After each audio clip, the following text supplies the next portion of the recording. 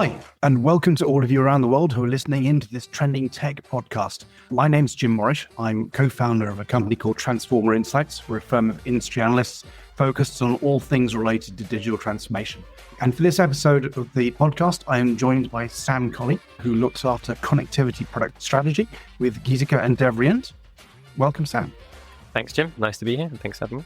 Excellent. So in this podcast, we're going to be focusing on the complexities of deploying and managing global cellular connected IoT solutions.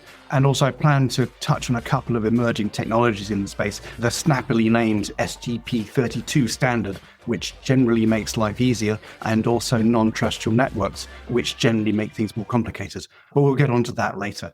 So the Internet of Things has been poised to transform industries across the globe for the past decade or so. Yet the large-scale impact, and particularly in industrial sectors, remains really in its infancy.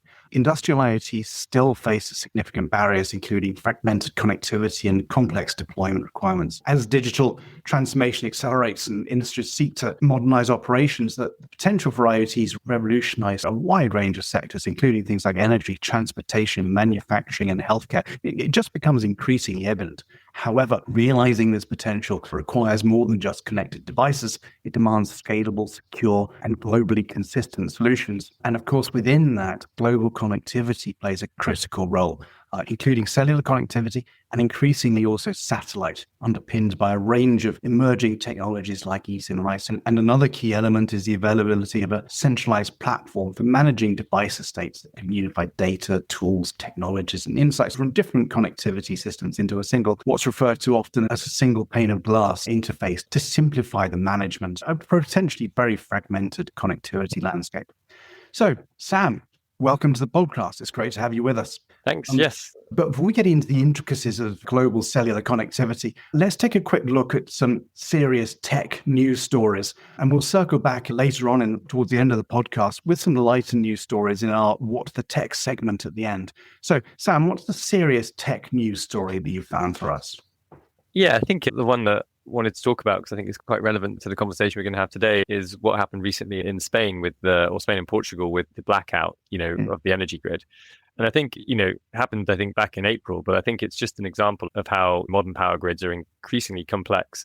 And the way to manage that complexity really is automation and therefore IoT, which can really help utility companies when you read the kind of explanation as to why it happened, it was kind of their lack of ability to respond in real time to the changing scenarios and redistribute energy from, say, the traditional energy sources back into the grid. And, a kind of macro view of what's happening in real time and the ability for, the internet to make decisions about, how to redistribute that power could have prevented the outage from occurring. So I think, it's just a really great example of where IoT fits into industrial IoT essentially, and really solves some of the problems that we'll only experience more of as climate continues to evolve and power needs change.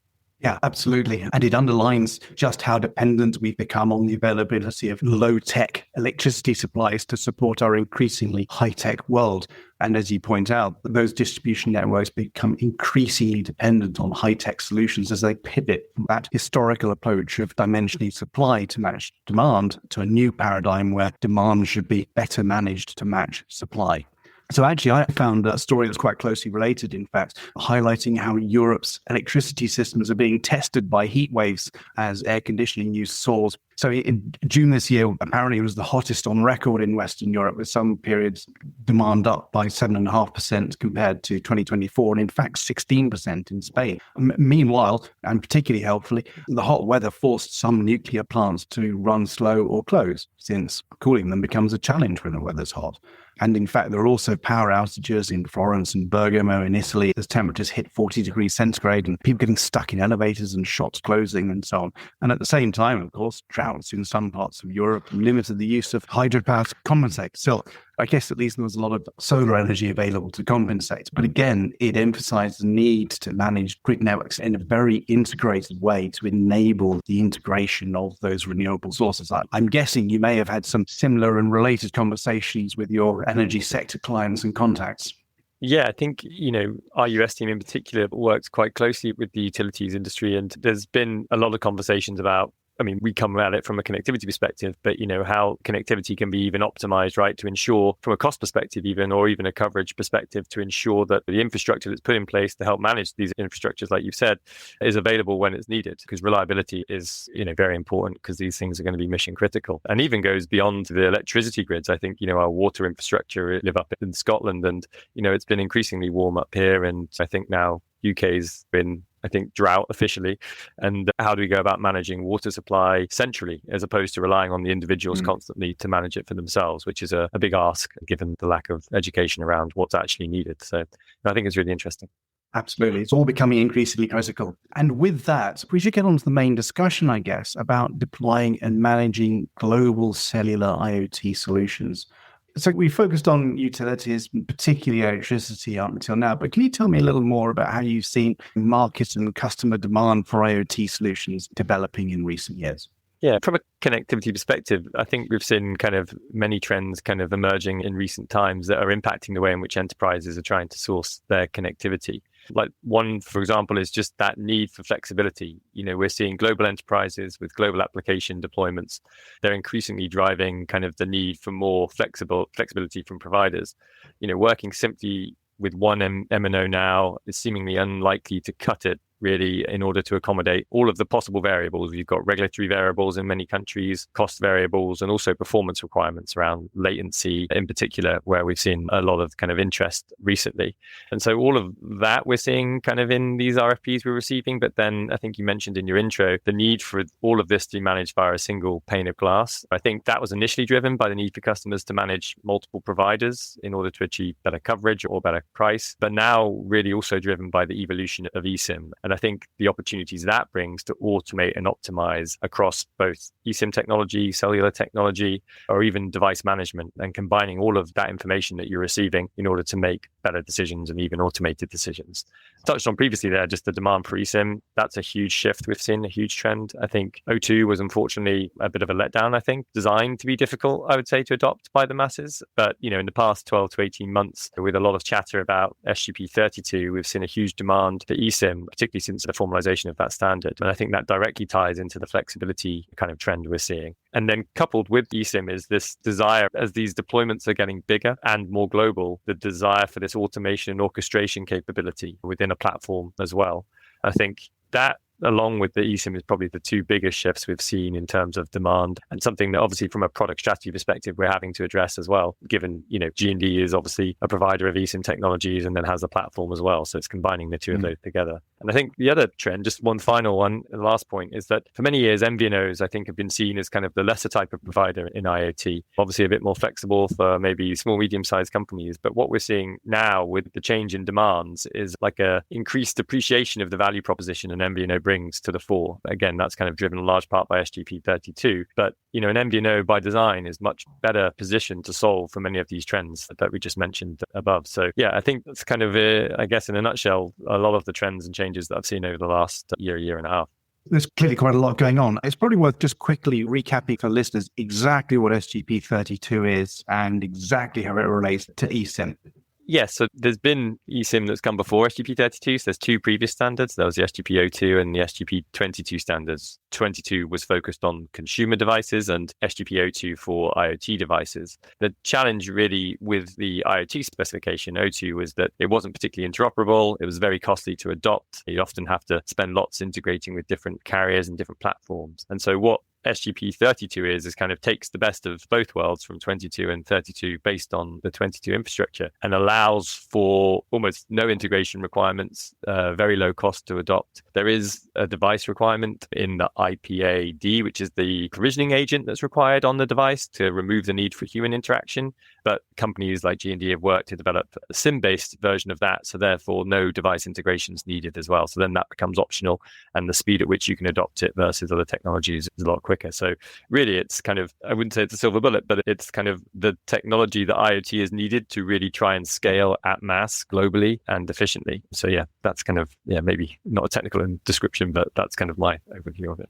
That's ideal for a conversational description for a podcast. So we're talking about effectively providing new credentials for devices which have cellular connections entirely remotely, so that you can associate them with one network or another at your choice remotely. Yes, much better description. Thank you.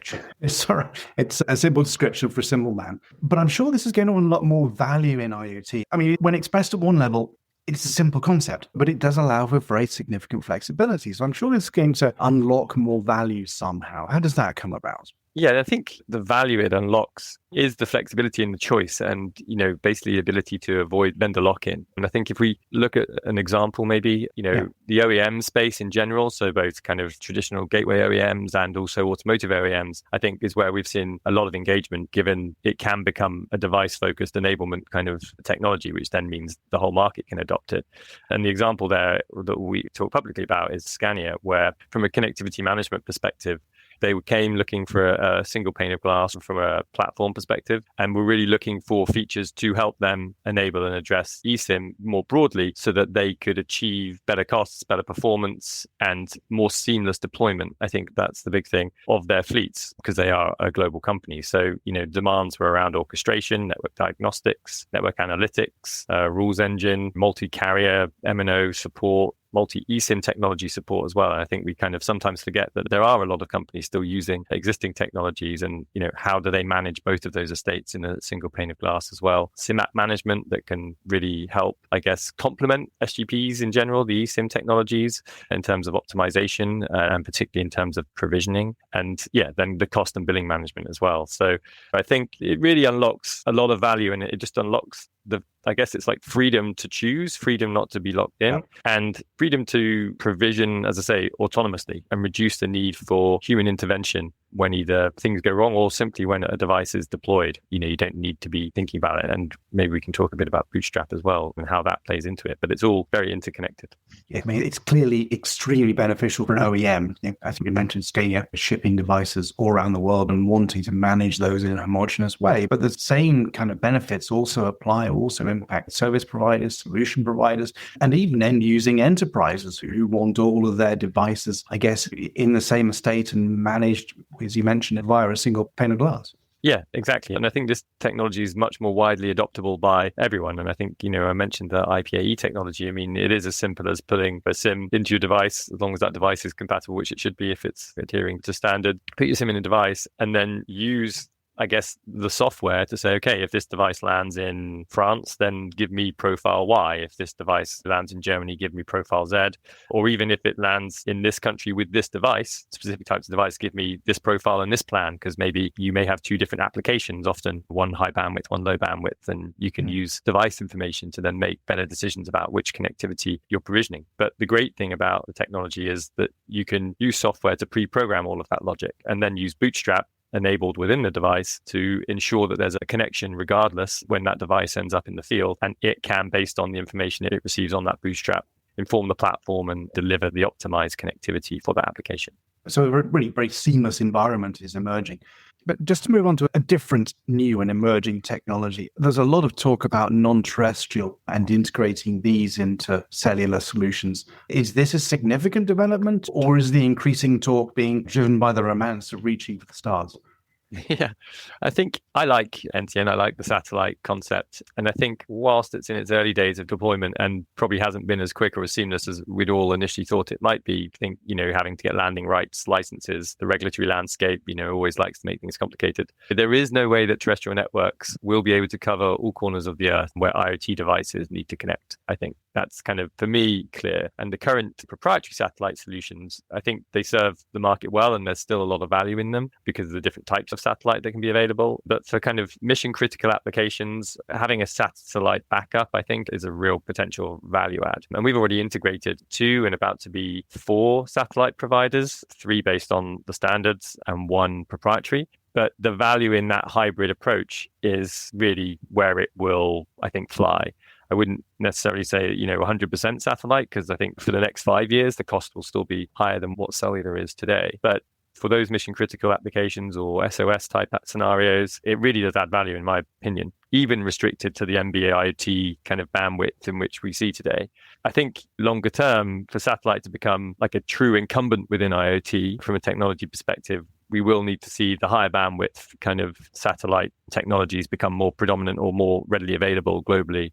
So like a Starlink, for example, who are currently not doing kind of direct resale or direct enablement of IoT applications and working with MNOs. But I think there's a place for it. How it exactly ends up fitting in is still to be seen. I believe this hybrid approach will be where it really works initially. But I think NTN and TN will always remain very complementary. As I say, it's impossible for terrestrial networks to cover everything. And I actually think we'll see a lot of MNO interaction with these NTN players to kind of fill in the gaps within their networks as that technology evolves. So yeah, I think there's a lot of value in it. I see the potential, and I think it will be realized in some form or another over the next 5 to 10 years.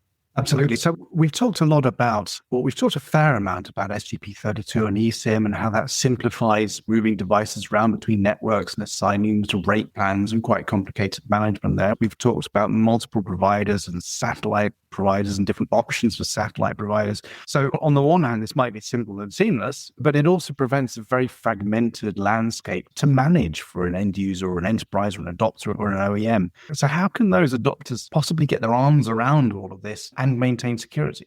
Yeah, I mean, it's a great question. And I think there is a lot coming, and it's coming thick and fast at the moment in the space. But, going back to a comment I made earlier, this is where that value of an MVNO is becoming increasingly kind of appreciated, I think, because in order for an enterprise to really maximize their ROI on their investment in IoT, they need to be well prepared, but they also don't want to be investing tons in teams just to manage the administrative burden of developing IoT applications and managing carriers and managing software providers, managing device management platforms, managing eSIM providers, because that takes quite a lot. So you've got companies that don't traditionally have these large teams trying to manage it all and maybe not managing it efficiently or not really understanding where they can extract more value, who I think can look to trusted partners such as G&D, who have a centralized platform and have already gone to the effort of integrating all of these different technologies and different carriers, and can relatively easily and quickly, because they already have the teams in place, pivot and onboard additional carriers or additional technologies into that platform in order to simplify the adoption of connectivity and associated kind of functionality and services for the enterprise, whose real focus should be extracting value from the application itself. And I think sometimes it's very easy to get lost and distracted as an enterprise. We've done it, and I've seen enterprises do it in trying to manage it all themselves because technically they can, but is there a better solution in allowing or partnering with somebody else to do so? And then obviously having all of that in that single interface is really important. So, I mean, from G&D's perspective, have been around for 175 years, and have developed the SIM card initially and also the eSIM. And so pairing this now with its own embedded operating system and its own CMP allows for people to focus on their value creation. I think that full ownership of the stack also just allows for a lot of additional value add. So, I think for my recommendation is that you look to partners to really help you on the journey of extracting the most value possible from your applications. Okay, thank you. So, that's been very informative and insightful, in fact. Really, we're talking about significantly increasing end user and enterprise demands around flexibility and needing relationships with multiple MNOs and latency and performance requirements, and hence the value of MVNOs. And of course, the advent of satellite and how that pushes connectivity out into places that cellular can't reach and provides backup, enabled by SGP.32, but really underlying the need to manage that in a very joined up way so that, going back to your Scania example, an OEM like that could just ship their devices around the world and they connect and they work. Yeah, exactly. Excellent. Thank you for that. We should probably move on to the promised What the Tech section of this podcast, where we highlight some interesting and or amazing stories from the world of technology. Sam, what news story made you smile or frown recently? Yeah, so I saw one about connected non-permanent tattoos that are put on your face to measure brain stress levels. And it just made me think about how potentially I could do with a permanent one of those just to ensure that I was taking enough naps in the day. No. But I think it's funny how far technology has come, that something as kind of intricate as a tattoo can be connected now. And I think obviously not with a cellular modem, but still with some form of connectivity. And it just kind of fascinated me. And also the fact that this could potentially understand what was happening inside your head being placed on the outside of your heads, but would also potentially enable far less intrusive surgeries, or not surgeries, but treatments for certain disorders as well, which was great. But it just made me think about how it could be beneficial to my own life, really.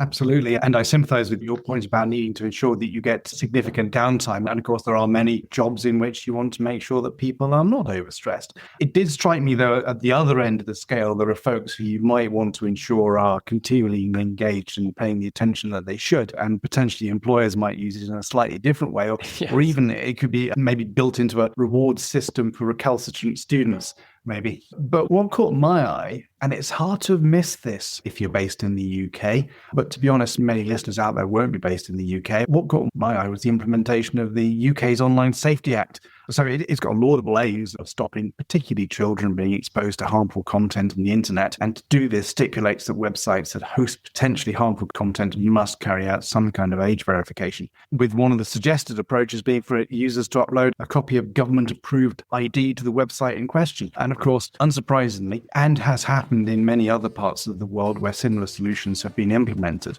there's been a resulting surge in the use of VPNs. And I think Proton VPN were claiming more than a 1,400% surge in signups after the regulations came into effect. And as I say, exactly the same thing has happened in other jurisdictions around the world. And meanwhile, there are reports of people in the UK, I noticed yesterday, in fact, being asked to provide photo ID before they can get a pizza delivered, which I suspect is not a part of the intention. I guess you've seen some similar related stories on that topic as well. It's hard to miss them.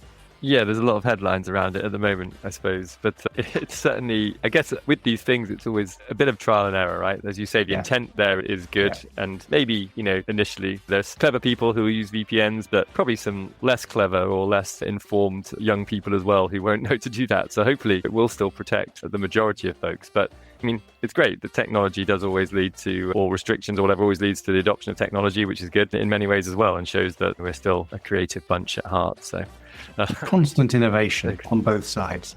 Yeah, fair enough. Sam, it's been an extremely interesting discussion. So thank you for joining us. I feel like we could go on talking for a good while yet, but I think we're running out of time. And so unfortunately, we should draw this podcast to a close, I think. Please surf over to IoT Now, where you can find a report digging into these topics in a little more detail. And just a reminder to everyone listening out there that you can subscribe to the Trending Tech podcast, wherever you found us today. And indeed, thanks for joining us. And we're delighted to have you listening in as part of the growing audience. We'll be back with another edition of Trending Tech soon and focusing on another aspect of digital transformation. So thanks again for joining. Bye for now.